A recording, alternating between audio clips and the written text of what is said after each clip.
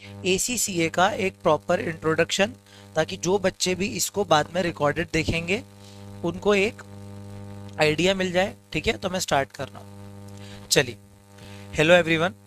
ACCA qualification के बारे में हम लोग एक बार ब्रीफ डिस्कस कर लेते हैं कि ACCA क्या है।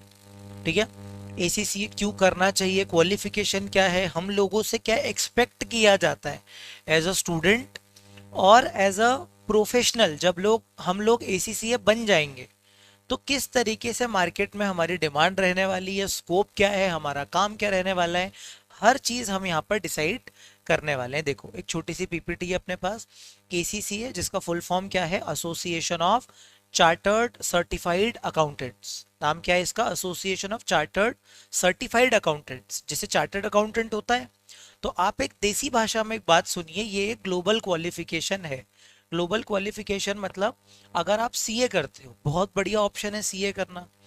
लेकिन अगर आप किसी कारण की वजह से सीए नहीं कर पा रहे, आपने सीए ड्रॉप किया था, लेकिन आपको ऐसा लगता है कि यार लाइफ में एक प्रोफेशनल डिग्री तो चाहिए ही चाहिए। कुछ लोग ऐसे होते हैं ना जिनको होता है कि यार कुछ भी कर लिया लेकिन वो प्रोफेशनल डिग्री तो चाहिए। क्योंकि यार जब नाम के आगे सीए साहब बोला जाता है आपको, तो उसका क्या एक अलग ही फील होता है। जीवन में ऐसा होता है ना कि कुछ छूट गया, रह गया, तो बहुत ज्यादा दुख होता है। थोड़ा फिलोसफिकल लगेगा लेकिन सच है वो। और कुछ लोग होते हैं जिनको सीए की जितनी क्वालिफिकेशन चाहिए, रिकॉग्निशन चाहिए, लेकिन कई बार हम कोर्स को देख के, ड्यूरेशन को देख के, अटेम्प्ट्स को देख के डर जाते हैं, या किसी भी और वजह से हम कोई प्रोफेशनल डिग्री करना चाह रहे हैं लेकिन सीए नहीं करना चाह रहे। तो मैं ये नहीं बोल रहा हूँ कि सीए अच्छा है या बुरा है। सीए अपने आप में, मैं खुद सीए हूँ, तो सीए अपने आप में एक बहुत बढ़िया क्वालिफिकेशन है। सारे क्वालिफिकेशंस अपनी अपनी जगह बहुत बढ़िया है।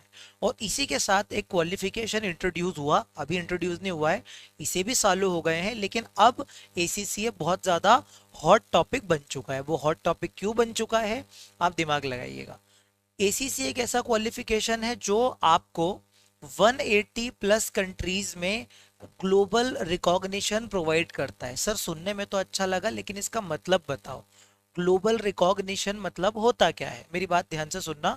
शुरुआत का जो लेक्चर है वो पूरा एक इंट्रोडक्टरी लेक्चर होगा, जहां पर इस कोर्स के बारे में, करिकुलम के बारे में, वो सब कुछ मैं आपको एक ब्रीफ में बताने वाला हूं। बस आप सुनते जाइएगा, सारी चीजें आपको समझ में आएंगी। देन आप अपना सब्जेक्ट शुरू करेंगे जिसका नाम है बिजनेस टेक्नोलॉजी। ठीक है, देखो, एसीसीए जो क्वालिफिकेशन है, जब भी हम बोलते हैं ना ग्लोबल रिकॉग्निशन, तो उसका मतलब ये होता है कि अगर मैं चाहूं तो इंडिया में भी जॉब कर सकता हूं। मैं चाहूं तो मैं बाहर 180 प्लस कंट्रीज में, मतलब 180 से ज्यादा देशों में जा करके मैं क्या कर सकता हूं, वहां पर जॉब कर सकता हूं। वहां मुझे एम्प्लॉयमेंट अपॉर्चुनिटीज मिलेगी, मुझे एग्जीक्यूटिव पोजीशंस मिलेगी एज अ फाइनेंस प्रोफेशनल। इस वर्ड पे फोकस करना, एज अ फाइनेंस प्रोफेशनल। अभी आपके पास क्या है, बहुत सारे बच्चे मैक्सिमम 12th पास देख रहे होंगे, तो उनको इन सारी चीजों का मतलब समझ नहीं आता होगा। देखो बेटा, होता क्या है, प्रोफेशनल जब भी वर्ड आता है ना, तो उस प्रोफेशनलिज्म के साथ आती है अथॉरिटी। जैसे कि एक डॉक्टर, तो कोई जो डॉक्टर नहीं है, मतलब जिसके पास एमबीबीएस की डिग्री नहीं है, तो क्या वो जा करके किसी का इलाज कर सकता है क्या? जिसके पास कुछ डिग्री नहीं है, वो कोई दवाई वगैरह भी नहीं दे सकता, वो इलीगल है। मतलब ऐसे केमिस्ट के पास भी अगर उसके पास लाइसेंस नहीं है तो वो दवाइयां नहीं दे सकता। हम क्या बोल रहे हैं, जो ये डॉक्टर होते हैं, अब सीए तो हर कोई ऑडिट रिपोर्ट पे साइन नहीं करता इंडिया में। इंडिया में ऑडिट रिपोर्ट पर, मतलब फाइनेंशियल स्टेटमेंट सर्टिफाई करके उस पर सिग्नेचर करने की जो अथॉरिटी है, वो एक चार्टर्ड अकाउंटेंट के पास होती है, जो पूरा वो एग्जाम, पूरा उसकी आर्टिकलशिप कंप्लीट करेगा, फाइनल कंप्लीट करेगा, दोनों ग्रुप्स देगा, उसके बाद फाइनली वो एक सीए बनता है। जब उसके पास मेंबरशिप आती है, जब उसके पास सर्टिफिकेट ऑफ प्रैक्टिस आता है, जब भी वो सीए का काम कर सकता है या फिर वो साइन कर सकता है। तो मैं आपका बोलने का मतलब ये है कि जो प्रोफेशनल का काम है ना, वो सिर्फ प्रोफेशनल ही कर सकता है, वो कोई और नहीं कर सकता। वैसे ही एसीसीए एक प्रोफेशनल डिग्री है जो आपको एक पासपोर्ट देती है, आपको एक लाइसेंस देती है, आपको एक अधिकार देती है कि आप क्या कर सकते हो, बाहर जाकर के एज अ फाइनेंस प्रोफेशनल अपने आप को एज एन एसीसी एस्टेब्लिश कर सकते हो। प्लस 80 प्लस कंट्रीज में साइनिंग अथॉरिटी, यानी कि मैंने क्या बोला, 180 प्लस कंट्रीज में तो रिकॉग्निशन, और 80 प्लस कंट्रीज में साइनिंग अथॉरिटी, यानी कि आप जा करके उनके फाइनेंशियल्स को सर्टिफाई कर सकते हो। इस पर्टिकुलर वर्ड की पावर समझिएगा, ये आपको अभी समझ में नहीं आएगा, लेकिन आप सोचो किसी कंपनी का, किसी मल्टीनेशनल कंपनी का ऑडिट रिपोर्ट साइन करने का अधिकार। ये ऑडिट रिपोर्ट मतलब क्या होता है, उसके फाइनेंशियल्स को हमने क्या किया, पूरी तरीके से एनालाइज किया, हमने पूरा चेक किया और चेक करके हम सर्टिफाई कर रहे हैं। मतलब कि अगर मेरी सिग्नेचर हो गई, आपको पता है ना सीए एसीसीए की सिग्नेचर की कितनी वैल्यू होती है। बैंक करोड़ रुपए का लोन दे देता है सिर्फ एक सिग्नेचर के बेसिस पर। अगर वो सिग्नेचर किसी एक सीए ने की है तो फिर बैंक बिना देखे ही दे देता है कि अरे अगर सीए ने अप्रूव कर दिया, अगर सीए ने सर्टिफाई कर दिया, मतलब वो पत्थर की लकीर है। ठीक है, प्राइम मिनिस्टर के भी सिग्नेचर की उतनी वैल्यू नहीं होती जितने एक सीए के सिग्नेचर की वैल्यू होती है। इवन अगर गवर्नमेंट को कुछ टेंडर वगैरह चाहिए तो वो क्या करते हैं, फाइनेंशियल स्टेटमेंट्स को ऑडिट करवाते हैं, सर्टिफिकेट्स लेते हैं, और उन सर्टिफिकेट्स पर अगर एक ऑडिटर का, एक सीए का सिग्नेचर होता है तो फिर गवर्नमेंट भी भरोसा करके उसको टेंडर दे देती है। मतलब इसका मतलब है कि हम लोगों का कितना ज्यादा एक योगदान है इकोनॉमी में। आप बोलोगे सर सीए सीए बोल रहे हो, मतलब सीए इंडिया में, वैसे ही ऐसी सीए विदेश में। तो आप बोलोगे सर किसी को अगर विदेश में जाके काम नहीं करना तो क्या, वो भी मैं बता रहा हूं। देखो जब भी हम बोलते हैं ना विदेश विदेश, तो लोग क्या बोलते हैं, अरे ये तो विदेश की डिग्री है, यहाँ करके क्या करने का। तो ये सबसे बड़ा मिसकंसेप्शन है जो आपको धीरे धीरे समझना पड़ेगा, नहीं तो आप ऐसे ही घूमते रह जाओगे। आपको क्या लगेगा कि अच्छा मतलब बाहर ही काम करने पे मिलेगा क्या, नहीं, ये तो शुरुआत है। मैंने क्या बोला, 180 प्लस कंट्रीज में ग्लोबल रिकॉग्निशन, 80 प्लस कंट्रीज में साइनिंग अथॉरिटी। अब एक बात सुनो, आप लोगों ने बिग फोर का नाम सुना होगा, big four firms. Big four firms मतलब कि समझो, बिग फोर फर्म्स मतलब कि, एक मिनट, बिग फोर फर्म्स मतलब कि चार बड़ी ऑर्गेनाइजेशंस हैं जो ऑडिट या और आपकी अकाउंटिंग, सबसे बड़ी अकाउंटिंग फर्म है जो सारे क्लाइंट्स का अपने इंडिया में जो बेसिकली बड़ी बड़ी कंपनीज है ना, उनका ऑडिट कौन करता है, बिग फोर करता है। तो बिग फोर में आप देखो चार आपकी ऑर्गेनाइजेशन से, चार फर्म्स है जिसका नाम है आपका पीडब्ल्यूसी। पीडब्ल्यूसी मतलब प्राइस वाटर हाउस कूपर्स, इसका नाम है पीडब्ल्यूसी, ईवाई, अर्स्ट एंड यंग। इसके अलावा आपका केपीएमजी, केपीएमजी के बाद आपका आता है और कौन सा है आपका, डिलॉइट। हाँ डिलॉइट। तो ये जो ये जो चार फर्म्स है ना, ये इंडिया की, या आप सोचो ये बाहर की है, ये नीदरलैंड्स की फर्म्स है। तो इंडिया में क्या होता है कि देखो दो टाइप की फर्म्स होती हैं, एक होती है इंडिया, एक होती ग्लोबल। आप समझना। तो जैसे मैं क्या बता रहा हूँ आपको, अगर केपीएमजी इंडिया है तो केपीएमजी ग्लोबल भी, डिलॉयट इंडिया है तो डिलॉयट ग्लोबल भी है। अभी जो ग्लोबल है, वैसे तो ऐसा जरूरी नहीं है, ये भी अपने ग्लोबल क्लाइंट्स उठाती है, लेकिन मेजोरिटी ये वाली फर्म जो है वो सारे कौन से क्लाइंट्स उठाती है, ग्लोबल। तो मैं ये नहीं बोल रहा हूँ सिर्फ ग्लोबल में जॉब लगेगी, इंडिया में भी। मतलब पीडब्ल्यूसी, EY, KPMG, Deloitte, in big four में एसीसीएस को भर भर के हायर किया जाता है। क्यों, अब इसका मैं रीजन समझाता हूँ, सुनो। सारी बातें एंड में समअप हो जाएगी, बस आप सुनते रहिएगा। देखो बेटा, होता क्या है कि ना, एक फाइनेंशियल रिपोर्टिंग स्टैंडर्ड्स होते हैं जिनको अपन आईएफआरएस बोलते हैं। सर ये क्या होता है आईएफआरएस, समझना। आईएफआरएस का फुल फॉर्म होता है इंटरनेशनल फाइनेंशियल रिपोर्टिंग स्टैंडर्ड्स, समझना। अभी जो आईएफआरएस होता है ना, ये आईएफआरएस पूरे वर्ल्ड में रिकॉग्नाइज्ड है। मतलब आपको अगर फाइनेंशियल स्टेटमेंट्स बनाने हैं, अपने बैलेंस शीट पीएनएल बनानी है, तो आपको इन प्रिंसिपल्स को ध्यान में रख के बनानी पड़ेगी।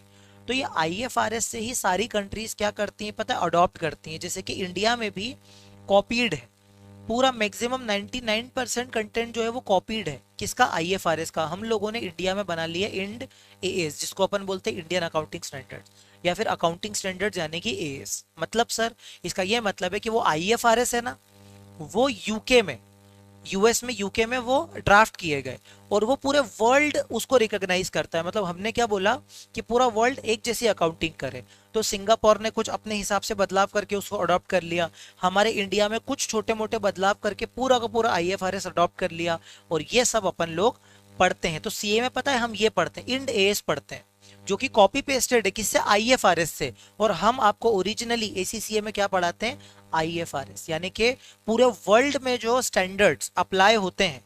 जैसे आपने स्टैंडर्ड्स ऑन ऑडिटिंग का अगर नाम सुना हो, तो वो कहां से अडॉप्ट हुए आपको पता है, international standards on auditing. International standards on auditing से एज इट इज हमने अडॉप्ट किया, बीच में जो भी चेंजेस वगैरह थे वो किए और हमने इंडिया के स्टैंडर्ड्स ऑन ऑडिटिंग बना लिए। तो सर कहने का मतलब है आपको एकदम फ्रेश चीज पढ़ाई जाएगी जो कि पूरे वर्ल्ड में रिकॉग्नाइज्ड है। मतलब पूरे वर्ल्ड में कहीं भी चले जाओ, अगर आपको आईएफआरएस का ज्ञान है, इस बारीक बात को समझना कोई समझाने वाला नहीं है।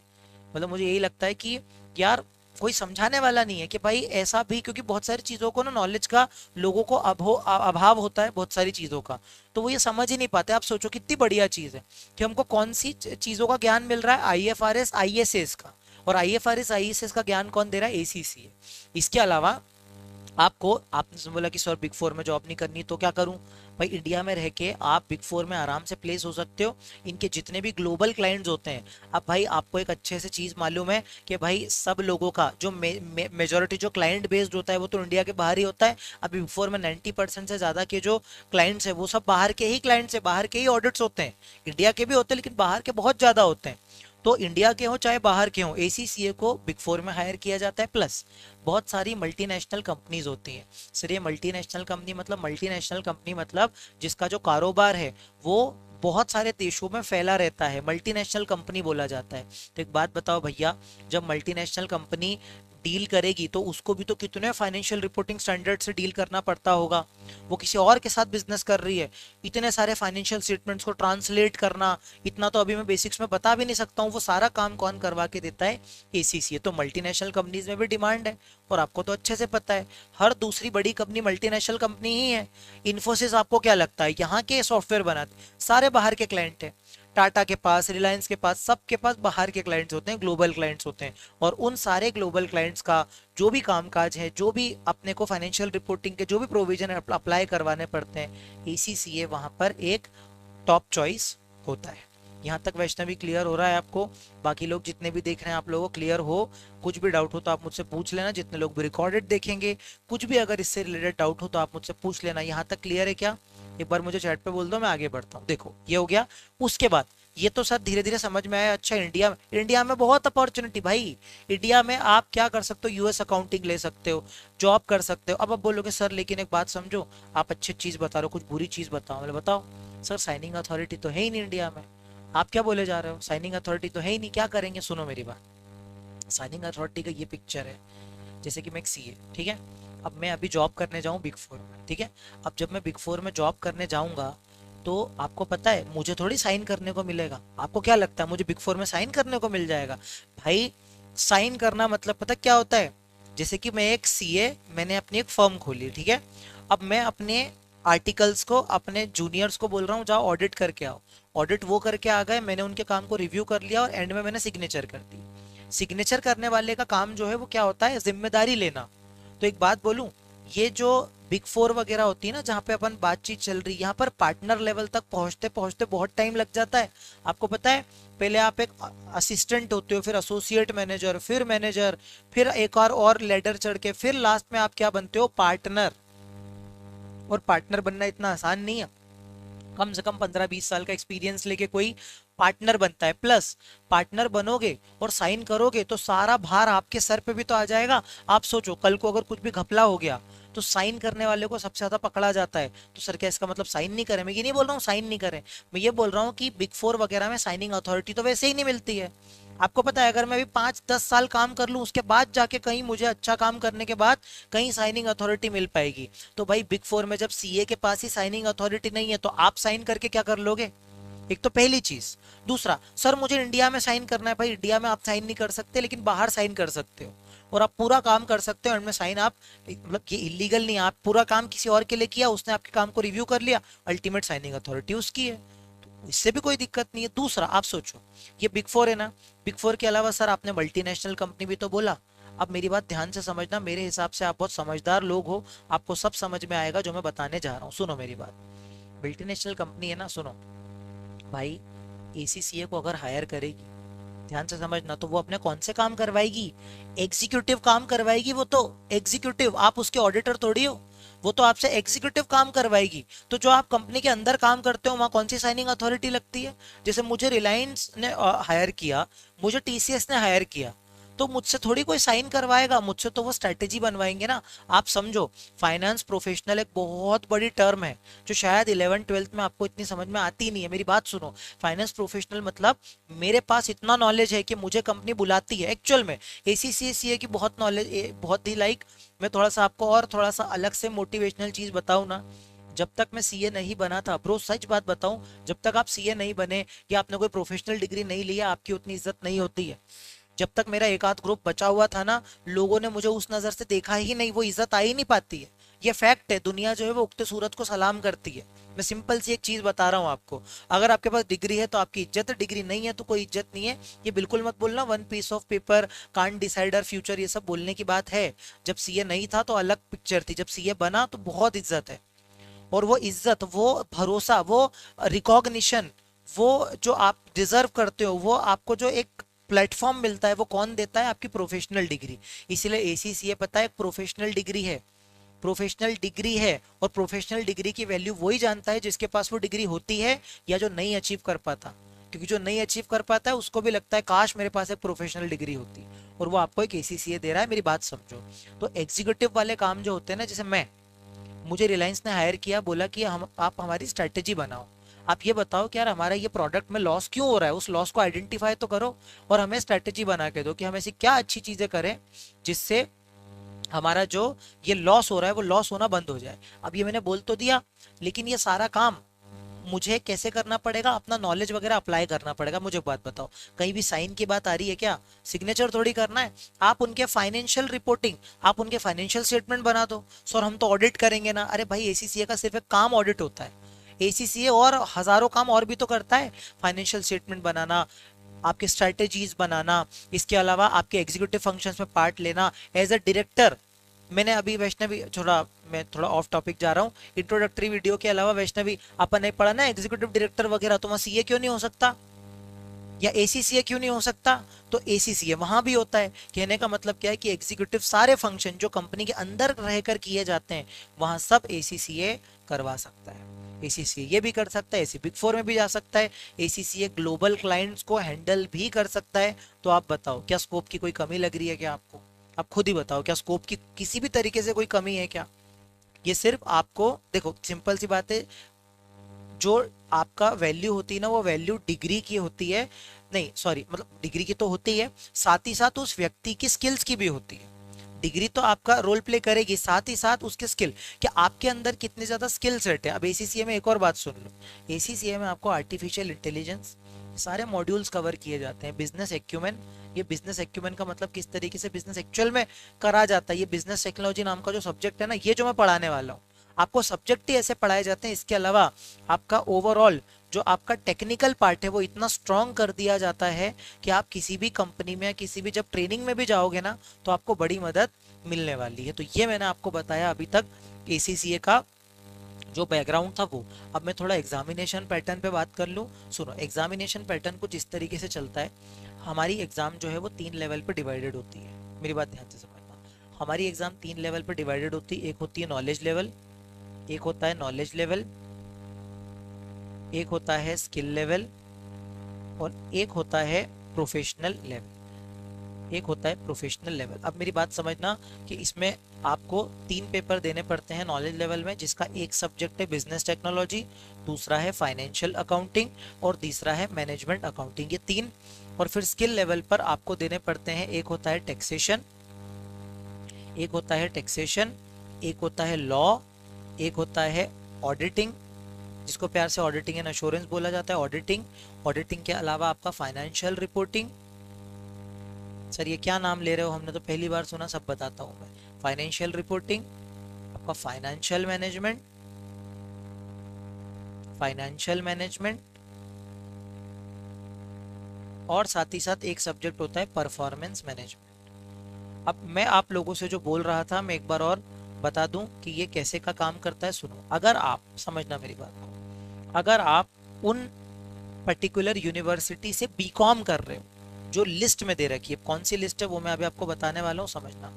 अगर आप उन पर्टिकुलर यूनिवर्सिटी से बीकॉम कर रहे हो ना, तो आपका business technology, financial accounting, management accounting, taxation और लॉ, ये 5 पेपर आपके फ्री हो जाते हैं। फ्री मतलब कि आपको वो पेपर ही नहीं देने, आप समझना, ये 5 पेपर आपके फ्री हो जाते हैं। अगर आप बीकॉम कर रहे हो रिकॉग्नाइज्ड यूनिवर्सिटी से, जो बताता हूँ कौन सी यूनिवर्सिटी है, और या audit, financial management, financial reporting और परफॉर्मेंस मैनेजमेंट, ये 4 पेपर आपको स्किल में देने पड़ते हैं। और साथ ही साथ आपका जो प्रोफेशनल लेवल है उसमें एक सब्जेक्ट होता है एसबीएल, जिसका फुल फॉर्म है स्ट्रेटेजिक बिजनेस लीडरशिप। एक आपका एक पेपर होता है स्ट्रेटेजिक, एक होता है एसबीआर और एसबीएल, स्ट्रेटेजिक बिजनेस रिपोर्टिंग। ये 2 पेपर है, और इन दोनों पेपर में क्या होता है पता है, ये दोनों पेपर होते हैं मैंडेटरी। मैंडेटरी मतलब कंपलसरी, ये देने ही देने पड़ेंगे, ये देने ही देने पड़ेंगे आपको, मतलब इसमें कुछ भी एग्जाम्शन नहीं है। लेकिन बाकी जितने भी पेपर है ना, जैसे कि advanced financial management, advanced auditing and assurance, advance taxation, advance performance management, sir सब एडवांस एडवांस क्यों हो गया भाई, जब आप एसीसीए बनोगे तो एडवांस ही पढ़ाएंगे ना। और ये एडवांस वाले पेपर जो हैं, ध्यान से समझिएगा दोस्तों, ये एडवांस वाले जो पेपर है ना, इनमें से कोई भी 2 पेपर आपको देने हैं। इन 4 में से कोई भी 2 पेपर आप सिलेक्ट कर लो, आपको चारों देने की जरूरत नहीं, आप कोई भी 4 पेपर में से 2 सिलेक्ट करोगे। ये 2 तो मैंडेटरी है, मतलब इन शॉर्ट में बताऊं, प्रोफेशनल लेवल के 4 पेपर हो गए। अगर आपको एग्जामिशन मिलती है तो आपको स्किल लेवल के 4 पेपर, नहीं मिलते हैं तो स्किल लेवल के 6 पेपर, और नॉलेज लेवल के 3 पेपर। अगर एग्जामिशन मिलती है तो नहीं देना, और अगर नहीं मिलती तो, मतलब नहीं मिलती तो देना है, नहीं और मिलती है तो एक भी पेपर नहीं देना है। इन शॉर्ट जो बीकॉम वाले हैं उनको आपको टोटल मिला करके 13 पेपर में से 5 की एग्जाम्शन मिल जाती है, उनको 8 पेपर देने हैं, और जिनको एग्जाम्शन नहीं है उनको 13 के 13 पेपर देने पड़ेंगे। ठीक है, अब मेरी बात समझो, ये जो एग्जाम्शंस वगैरह ये काम कैसे करती है सुनो। आप लोगों ने जब भी बीकॉम में, अब पहले मैं वो लिस्ट दिखा देता हूँ, एक सेकेंड, पहले मैं वो आपको लिस्ट दिखा देता हूँ, जो 1 मिनट, मैं आपको लिस्ट दिखा देता हूँ, जो लिस्ट यूनिवर्सिटीज की लिस्ट है, जिस यूनिवर्सिटीज में आपको शेयर हो जाएगी, समझना। जैसे आचार्य नागार्जुन, आदि कवि, या फिर इसके अलावा आदि कवि, महात्मा गांधी यूनिवर्सिटी है ना, Andhra university, Mysore university, Mahatma Gandhi university, ये पूरा दे रखा है। इसमें डीएवीवी भी है, ठीक है। इसके अलावा बेंगलोर यूनिवर्सिटी, बेंगलुरु यूनिवर्सिटी, ये अलग अलग सारी आपको यूनिवर्सिटीज़ की लिस्ट दे रखी है। इन लिस्ट के अकॉर्डिंग अगर इस लिस्ट में आपका कॉलेज आता है, 82 पूरी लिस्ट दे रखी है, इन 82 यूनिवर्सिटीज़ में अगर आपका कहीं भी कॉलेज आता है, एक सेकेंड, वैष्णवी आपकी वो कौन से, विक्रम के अलावा एक कौन सी यूनिवर्सिटी बताई थी, लेकिन वो बीबीए था ना, नहीं हो पाएगा। हाँ कोई बात नहीं, तो मैं क्या बोल रहा हूँ, ये सब आपको लिस्ट शेयर हो जाएगी। और समझना, ये सिर्फ बीकॉम करने पर ही आपको एग्जाम्शन मिलेगी, अगर आप बीबीए करते हो तो एग्जाम्शन नहीं है, याद रखना, क्योंकि सिर्फ ये बीकॉम करने पर ही एग्जाम्शन है। और दूसरा एक और चीज समझ लो, इसके अलावा जो आपको चीज ध्यान देने की है वो ये है कि आप अगर बीकॉम कर रहे हो तो आपको वो 3 साल तक कंटिन्यू भी करना पड़ेगा, ऐसा नहीं है कि आप बीच में छोड़ दो, तो आपको 3 साल तक इसको कंटिन्यू करना पड़ेगा, क्योंकि वो कंडीशनल एग्जाम्शन देंगे आपको। एग्जाम्शन 2 टाइप की होती है ना, एक होती है परमानेंट एग्जाम्शन, एक होती है कंडीशनल एग्जाम्शन। तो परमानेंट एग्जाम्शन कब मिलेगी, जब आप बीकॉम कंप्लीटेड हो। यहाँ पर आपको कौन सी मिलेगी, यहाँ पर आपको मिलेगी कंडीशनल, कि कंडीशनल है, अभी आप बीकॉम में पहले एडमिशन लो तो आपको कंडीशनल एग्जाम्शन मिल रही है। अब वो कंडीशनल एग्जाम्शन जब आप बीकॉम कंप्लीट करके लास्ट ईयर की मार्कशीट अपलोड करोगे तो वो परमानेंट में कन्वर्ट हो जाएगी। दूसरा, ये जो आपका एफिलिएटेड कॉलेज है, वो एफिलिएटेड कॉलेज भी आपका कंटिन्यू होना चाहिए उस यूनिवर्सिटी के साथ आपके 3 साल में। ऐसा नहीं होना चाहिए कि फर्स्ट और सेकेंड ईयर में तो एफिलिएटेड था और थर्ड ईयर में नहीं हुआ, तो अगर थर्ड ईयर में एफिलिएटेड नहीं निकला तो एग्जाम्शन कैंसिल हो जाएगी। तो आपको ऐसी यूनिवर्सिटी से या ऐसे कॉलेज से एडमिशन लेना है जिसमें वो रिकॉग्नाइज यूनिवर्सिटी हो और 3 साल वो रिकॉग्नाइज रहे। ये हो गया आपका बीकॉम का, ठीक है। ये मैंने आपको बताया कुछ बीकॉम वगैरह की बातें। इसके अलावा हाँ, मेरी आपसे एक पर्सनल रिकमेंडेशन होगी कि हम नॉलेज लेवल स्टार्ट तो कर रहे हैं, लेकिन एज अ सीनियर मेरी आपको ये हम्बल रिक्वेस्ट है कि आप कृपया करके अपनी यूनिवर्सिटी को चेंज करवाओ। अब उसका रीज़न क्या है, मेरी बात समझो। क्या होता है, आपको एग्जाम्शन मिल नहीं रही है तो ऐसा तो नहीं है, हम तो पढ़ाएंगे, लेकिन आप सोचो नॉलेज लेवल प्रिपेयर करने के लिए, समझना मेरी बात को, नॉलेज लेवल प्रिपेयर करने के लिए चाहे कितना ही शार्प बच्चा हो, आप समझना, नॉलेज लेवल जो एग्जाम होती है ना वो कैसी होती है, ये ऑन डिमांड होती है। सर क्या है ऑन डिमांड, रुको बता रहा हूँ। ऑन डिमांड मतलब कि आप फॉर्म भरो और आपको एक स्लॉट मिल जाएगा, इसमें कुछ एग्जामिनेशन का कुछ मंथ वगैरह डिसाइडेड नहीं होता नॉलेज लेवल में। और ये नॉलेज लेवल पूरी की पूरी कौन सी एग्जाम होती है, ऑब्जेक्टिव टाइप। कैसी होती है, ऑब्जेक्टिव टाइप। मतलब ऑब्जेक्टिव का मतलब एमसीक्यू का सर, सिर्फ एमसीक्यू नहीं, इसमें match the column, correct incorrect, अलग अलग टाइप के आपको पूछे जाते हैं, लेकिन पूरा कैसा होता है ये ऑब्जेक्टिव टाइप नॉलेज लेवल, ये ऑन डिमांड पेपर देना है। एक होता है आपका स्किल लेवल। अब स्किल लेवल और प्रोफेशनल लेवल, ये दो लेवल में पता क्या होता है, ये बहुत बढ़िया बात है जो आपको समझने की है कि आपको साल में 4 बार एग्जाम देनी है। कब? मार्च, जून, सितंबर और दिसंबर।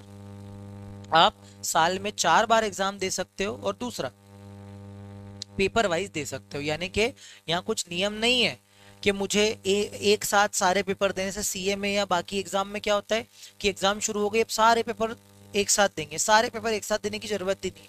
आप मार्च में लग रहा है कि यार कम तैयारी हुई है, चलो एक पेपर दे देते हैं। जून में लग रहा है बहुत बढ़िया तैयारी हो गई, 2 पेपर दे देते हैं। ये आप अपने हिसाब से डिसाइड कर सकते हो, प्लान कर सकते हो अपने हिसाब से। आप एक पेपर, 2 पेपर, कितने भी दे सकते हो।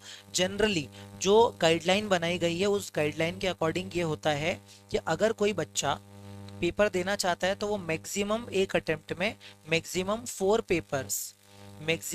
पेपर्स इन सिंगल अटेम्प्ट दे सकता है। Maximum 4 papers in single attempt दे सकता है। और अगर maximum 4 papers in single attempt, और अगर उसको जो है साल भर की बात करूं तो मैक्सिमम आप कितने पेपर दे सकते हो, 8 पेपर्स दे सकते हो।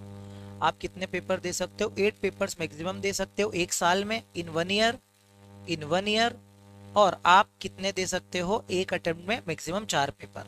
और सच बात बताऊं तो वो 4 पेपर मैक्सिमम बोलने की बात है, असल में 1 या 2 पेपर से ज्यादा कोई बच्चा नहीं दे पाता। एग्जाम बहुत ज्यादा प्रोफेशनल एग्जाम है, प्रॉपर एक्सेल में, वर्ड में वर्किंग होती है स्किल लेवल प्रोफेशनल लेवल पे। और दूसरी बात, आपको नॉलेज लेवल भी थोड़ा ढंग से पढ़ना पड़ेगा। तो मैं पता क्यों बोल रहा हूँ आपको कि आपको यूनिवर्सिटी चेंज करनी चाहिए, उसका रीजन है। देखो क्या होता है कि आपने अभी अगर शुरू किया तो उससे होगा क्या कि आप अभी नॉलेज लेवल के 3 पेपर दोगे। अब आप सोचो आप कितने ही बढ़िया पढ़ते हो, आपको 3 महीने तो लगेंगे, 2 या 3 महीने तो लग जाएंगे, क्योंकि आप सब पढ़ोगे, उसकी प्रैक्टिस करोगे, तो प्रैक्टिस कर कुरा के आपको कम से कम 2 से 3 महीने लगेंगे। उसके बाद आपके स्किल लेवल के 2 पेपर आपको पता है टैक्सेशन और लॉ वास्ट होता है। तो मैं अगर 2.5 2.5 महीने भी समझूं तो 5 महीने या 6 महीने तो इसके समझ लो 2 पेपर के। मतलब ऑन एन एवरेज में आपको बताऊं तो आपको कम से कम 8 से 10 महीने यहाँ पर चले जाएंगे। 8 से 10 महीने यहाँ पे चले जाएंगे, और वो मैं नहीं चाहता, क्योंकि 8 या 10 महीने आप इसमें दोगे।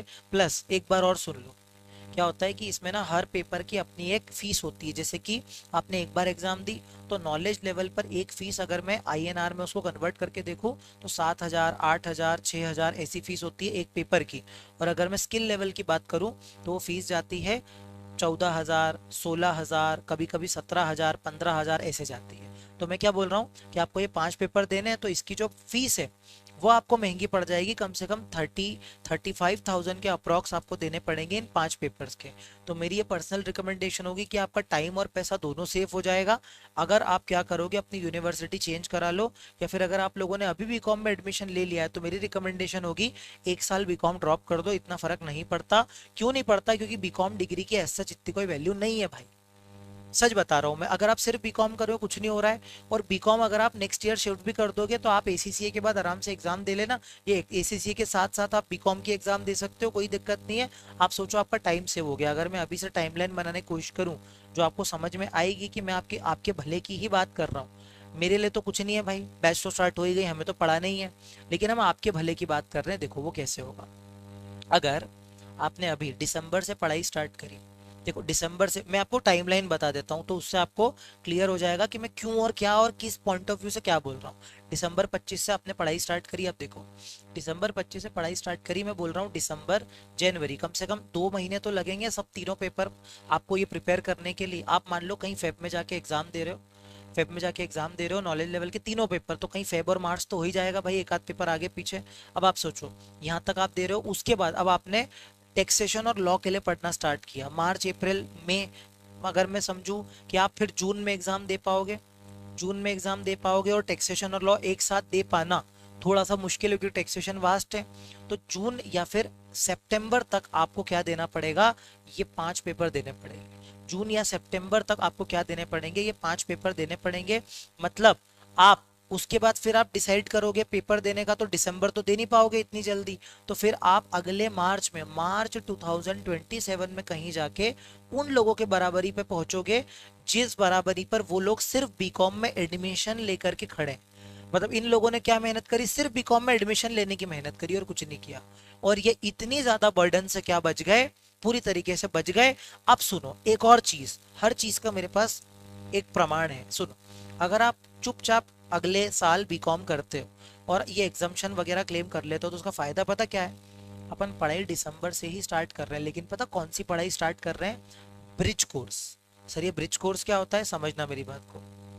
ब्रिज कोर्स मतलब होता है, देखो हम दो तरीके की क्लासेस चलाते हैं, मेरी बात ध्यान से समझना। एक होता है जहां हम नॉलेज लेवल का एग्जाम ओरिएंटेड बैच कंडक्ट करवा रहे हैं, जो अभी है। एग्जाम ओरिएंटेड मतलब बच्चे को एग्जाम दिलवा के पास करवाना है। तो अब एक बात बताओ, ये एग्जाम ओरिएंटेड है और ये है ब्रिज कोर्स। यहाँ हम पता है क्या करते हैं, यहाँ हम बच्चे को प्रिपेयर पता है किसके लिए करते हैं, स्किल लेवल को ध्यान में रखते हुए, क्योंकि उसको नॉलेज लेवल देना तो है नहीं, तो हम पूरा बेसिक से लेकर के चलते हैं उसको, कि भाई फाइनेंशियल स्टेटमेंट कैसे बनाए जाते हैं, कैसे रीड किए जाते हैं, फाइनेंशियल रेशियोज क्या होते हैं, फाइनेंशियल मैनेजमेंट का बेसिक्स क्या होता है, हर एक चीज। जैसे ऑडिट पढ़ना है तो ऑडिट का बेसिक्स भी यहाँ हम कवर करा देते हैं। ब्रिज कोर्स में सबसे बड़ा फायदा क्या है, बच्चा दिसंबर से ही तैयार किसके लिए हो रहा है, अपनी सबसे बड़ी लड़ाई जो है स्किल लेवल। अब दिसंबर से आप स्टार्ट करोगे करोगे करोगे करोगे, और इन 4 से 5 महीनों में हम आपके 2 या 3 पेपर ऐसे प्रिपेयर करवा देंगे कि फिर आप जब भी मार्च या जून में एग्जाम दोगे या सितंबर में एग्जाम दोगे, तो दो दो पेपर करके आप 2026 के एंडिंग में कहाँ आ जाओगे पता है, ACCA प्रोफेशनल। क्या समझ में आया क्या बेटा, क्या बोल रहा हूँ मैं? आप सीधे दिसंबर मतलब 2026 के एंडिंग में कहाँ आ जाओगे, ACCA प्रोफेशनल में, जहां आप ये सब तामझाम करके, जहां आप ये तामझाम करके फाइनली 2027 में जाके ये चारों पेपर देने के लिए तैयार करोगे, वो भी बहुत ज्यादा जल्दीबाजी में, या फिर अगर जल्दी नहीं करेंगे तो और लेट हो जाएगा। इससे अच्छा आप एग्जाम्शन दे करके बाहर निकलो। और अगर आपको ऐसा लगता है कि सर कॉलेज छोड़ने में तो हमारा नुकसान है, वो भी देख लो बेटा, हर चीज का सॉल्यूशन है। कॉलेज छोड़ने में आप समझो, यहाँ पर आपकी फीस कितनी लग रही, 35,000 अप्रोक्स, क्योंकि आपको सारे पेपर देने, 35,000 एक्स्ट्रा लग रहा है। और यहाँ देखो, आप कहीं बीकॉम में एडमिशन लोगे, इंदौर में कहीं बीकॉम में एडमिशन लोगे, 12,000 रुपये पूरे साल की फीस होती है, इससे ज़्यादा कहीं नहीं होती। आपको ज़्यादा बड़े कॉलेज में एडमिशन लेने की ज़रूरत भी नहीं, DAV एफिलिएट लो, 12,000 पर ईयर आप एग्जाम, ये देखो आपका यहाँ टाइम भी बच रहा है, पैसा भी बच रहा है, टाइम भी बच रहा है, और ओवरऑल हम आपको पूरी तरीके से प्रिपेयर किसके लिए कर रहे हैं, ब्रिज कोर्स, ताकि आप स्किल लेवल बहुत अच्छे से निकाल पाओ। क्योंकि हम पे आप इसीलिए भरोसा करो क्योंकि हम पूरा भाई रिसर्च करके बैठे हैं। आपको पता है ACCA एग्जाम आपको एक्सेल पे देनी पड़ती है, एक्सेल, टेली, टेली सॉरी गलत बोल रहा हूँ, एक्सेल और वर्ड, वर्ड पे, वर्ड और एक्सेल।